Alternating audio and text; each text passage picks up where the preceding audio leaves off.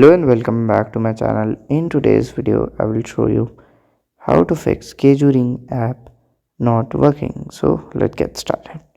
So here you can see the Keurig app. So if it's not working for you, you have to solve it by this video. So the first solution is to press and hold here, then click on this I button. After that, you have to scroll down and click on here the storage. Then you have to clear the data and open it again. If it's worked, then it's fine. If it's not worked, you have to check for the update. So to check that, you will directly go to google.com and here we'll directly search for the app. Okay, then here you have to install it, the latest version, and it will be fixed. So the third solution is to reinstallation. You directly hold in here, click on install button and click on OK, and then you can use it.